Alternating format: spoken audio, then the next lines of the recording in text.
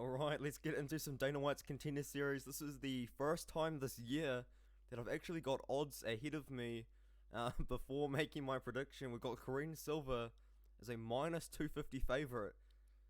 I mean, I can't really disagree, and I'll get into my breakdown now. So, Qihui, I'm sorry if I mispronounced her name there. It's very difficult to find footage on her, but I did manage to find a couple of fights.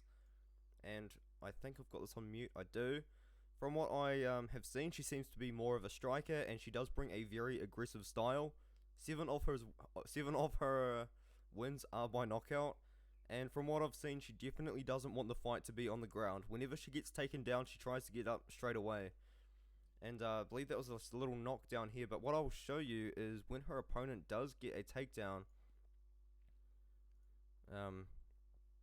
she just tries to get up straight away. She does show very good takedown defense, and that is going to be quite important against Karine Silva. But what I'll get into about Karine Silva is I think that she's just going to be too big for Qihui. I know that Karine Silva most recently fought at 115 pounds, but she is massive, dude. She's 5'5".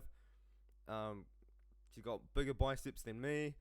And Qihui, she's 5'3", so she's going to be a little bit smaller, a little bit shorter than Karine Silva. Karine Silva is really big, to be honest. I believe that she's a brown belt in Brazilian Jiu-Jitsu.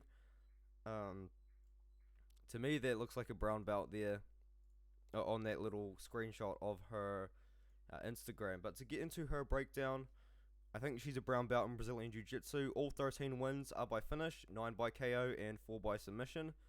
And once again, she's massive. And the fight's taking place at 125 pounds, and I think that she will be taller than Jan, giving her a decent size advantage, which will be important when she looks to grapple, which is pretty inevitable. In her fight, she does look to take the fight to the ground. When she does get the fight to the ground, she looks to either improve her position or lay down some ground and pound. A lot of her KO wins are by ground and pound. And all she's looking for is submission, as you can see here. She's working away at some ground and pound, but she's also setting up a leg lock as well, which she does eventually get. If I just skip a couple of seconds in here. And to be fair, I would put Karine Silva as a pretty big favorite as well. I wouldn't really put her as like a minus 250 favorite. I think that's pretty big, but yeah, I'm pretty confident in Karine Silva to get the job done. I think that we could see either a ground and pound TKO or a submission. Recently, she is on a little bit of a submission streak. I think, yeah, three submissions in a row. But she does have most of her wins by ground and pound TKO.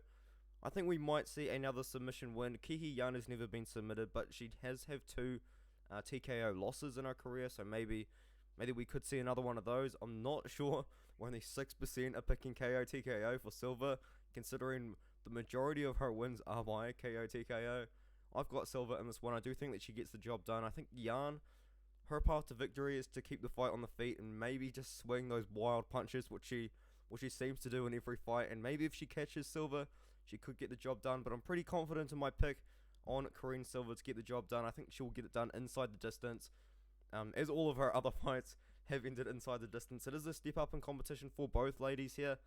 9-4 was Qihui Jan's last fight, which isn't too bad. 0-0 before that. 0-4, not necessarily the best look. Karine Silva, though, has been fighting decent enough competition. 12-7, not really too bad. 8-1, good competition there. 1-0, 2-3, 2-0. So really not the highest level of competition, but I mean these girls, are fighting on the regional scene. You can't really blame them for that. I've got Karine Silva. I think she gets the job done inside the distance here.